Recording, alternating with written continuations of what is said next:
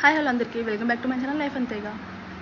మీరు కనుక మన ఛానల్ ఫస్ట్ టైం చూస్తే లైక్ చేయండి, షేర్ చేయండి, సబ్స్క్రైబ్ చేయండి. ఈరోజు నేను వచ్చేసి రొయ్యల గ్రేవీ కర్రీ నా స్టైల్లో తయారు చేస్తున్నాను అనమాట. సో ఈ రొయ్యల గ్రేవీ కర్రీకి నేను చిన్న మీడియం సైజ్ రొయ్యలు తీసుకున్నాను అనమాట. యాక్చువల్లీ టైగర్ రొయ్యల కోసం వెళ్ళాము, కానీ దొరకలేదు, సో ఇవి తీసుకున్నాను. సో వీటిని మనం నీట్గా వలిచేసేసుకొని అండ్ బ్లాక్ దారం తీసేసుకొని దాంట్లో 1 లెమన్ ఫుల్ స్క్వీజ్ చేస్తున్నాను స్మెల్ పోవడానికి. And 1 table spoon of rock salt కూడా యాడ్ చేస్తున్నాను అనమాట. దాంతోపాటు 1 టేబుల్ స్పూన్ టర్మరిక్ కూడా యాడ్ చేస్తుంది, అంటే పసుపు. సో ఇవన్నీ యాడ్ చేసి మనం బాగా కలిపి పిసికితే ఏమవుతుందంటే ఆ రొయ్యల్లో ఉన్న నీచు స్మెల్ అనేది మనకి పోతుంది చాలా వరకు. ఒక 2 to 3 minutes బాగా మిక్స్ చేయాలన్నమాట. సో అలా మిక్స్ చేసి టర్మరిక్ కూడా యాడ్ చేసుకొని మంచిగా కలబెట్టాలి. ఆ తర్వాత మనం అంతా వాష్ చేసేసుకుందాము. ఒకసారి నీట్గా ఒక 3 to 4 times వాష్ చేసుకోండి. ఆ తర్వాత మనం స్టవ్ ఆన్ చేసుకొని ఆ ప్యాన్ తీసుకొని, నేను సేమ్ ప్యాన్ తీసుకున్నాను. ఆ ప్యాన్లోనే మన రొయ్యల్ని ఆయిల్ లేకుండా జస్ట్ రొయ్యలు తీసుకుందాం. ఫస్ట్ రొయ్యలన్నింటిని అందులో ట్రాన్స్ఫర్ చేసేసుకుందాము.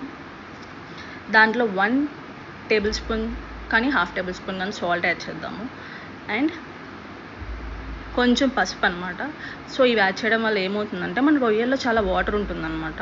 ఆ వాటర్ అనేది మొత్తం బయటకు వచ్చేయాలి రొయ్యల్లో నుంచి. అప్పుడే దాంట్లో ఉన్న నీచు స్మెల్ అంతా పోయి రొయ్య యాక్చువల్ సైజ్కి వస్తుందన్నమాట. మనకి అసలు వచ్చాడు మధ్యలో, నాతో పాటే ఉన్నాడు. హాయ్ చెప్పండి, మీకు కూడా హాయ్ చెప్తున్నాడు. సో నేను సాల్ట్ కూడా యాడ్ చేశాను. నెక్స్ట్ సో ఇది ఒక 10 minutes టైం పడుతుంది. మీరు కొంచెం హై ఫ్లేమ్లో పెట్టుకొని కొంచెం ఒక 10 minutes అలా దాన్ని నీట్గా కలపండి. మొత్తం మిక్స్ చేసేసి నీట్గా అలా మిక్స్ చేసేసిన తర్వాత ఒక 10 minutes మనం చెప్పినట్టుగా వదిలేస్తే దాంట్లో ఉన్న వాటర్ మొత్తం వచ్చేస్తుంది అనమాట బయటికి, మొత్తం ఆవిరైపోతుంది. సో అప్పుడు మనకు రెడీ అవుతాయి రొయ్యలు. ఇదిగో చూసారా, లాస్ట్కి ఇలా అవుతాయి అనమాట రొయ్యలు గట్టిగా. సో దానికి కావాల్సిన ఇంగ్రీడియంట్స్ ఇవన్నమాట మనకి.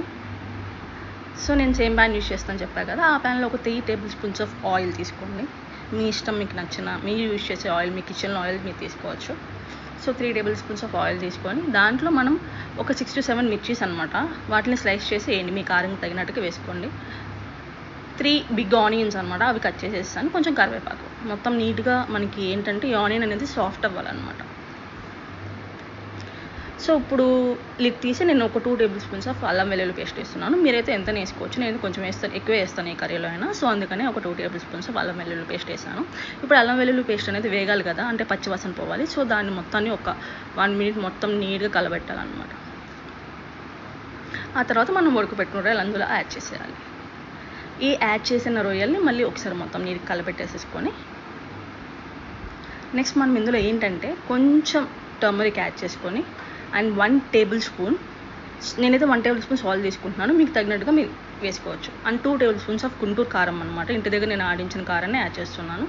అండ్ 2 టేబుల్ స్పూన్స్ ఆఫ్ ధనియాల పొడి కూడా యాడ్ చేస్తున్నాను అనమాట. ఇందులో 1 టేబుల్ స్పూన్ జీరా పౌడర్. ఇదంతా నేను చెప్తుంది 1 kgకి అండి రొయ్యలు. అండ్ 1/2 టేబుల్ స్పూన్ కానీ 1 టేబుల్ స్పూన్ కానీ మీ స్పైస్కి తగినట్టుగా గరం మసాలానే యాడ్ చేయండి. 2 kgs తీసుకుంటే మనకి 1 kg రొయ్యలు అవుతాయి కదా. సో నేను 2 kgs తీసుకుంటే 1 kg అంత వచ్చింది అనమాట. సో మొత్తం నీట్గా కలబెట్టేసేయండి. మన రొయ్యలకి మనం పెట్టిన మసాలాస్ అన్నీ నీట్గా చక్కగా కోట్ అయిపోవాలన్నమాట. సో దాంట్లో నేను 1.5 గ్లాస్ వాటర్ తీసుకుంటున్నాను. సో 1.5 గ్లాస్ వాటర్ని యాడ్ చేసిన తర్వాత మొత్తం ఒకసారి కలిపేసేసి ఒక 5 minutes కానీ 5 to 10 minutes వదిలేయండి. అంటే మన రొయ్యలు మసాలా మనం వేసిన మసాలా పౌడర్స్ అన్నిటికీ ఇంకి అండ్ నెక్స్ట్ ఏం అవ్వాలంటే అందులో ఉన్న ఆయిల్ పైకి రావాలి. అప్పుడు మన కర్రీ రెడీ అయ్యి ఉంటుంది, దగ్గరికి రావాలన్నమాట. సో ఒక 10 minutes అలా వదిలేసాను. సో ఇప్పుడు చూస్తే మీకు తెలుస్తుంది కర్రీ మొత్తం దగ్గరికి వచ్చేసి ఆయిల్ కొంచెం పైకి వచ్చింది. సో మన కర్రీ రెడీ అయిపోయినట్టు. మీకు నా స్టైల్లో రొయ్యల కర్రీ నచ్చిందని అనుకుంటున్నాను. సో దీన్ని మనం ట్రాన్స్ఫర్ చేసేసుకుందాము ఒక బౌల్లోకి. సో మీరు నా ఛానల్ని ఫస్ట్ టైం చూస్తే సబ్స్క్రైబ్ చేయండి. అది ఎలా ఉందో ట్రై చేయండి, ఖచ్చితంగా నాకు కమెంట్ చేయండి. Bye, thank you.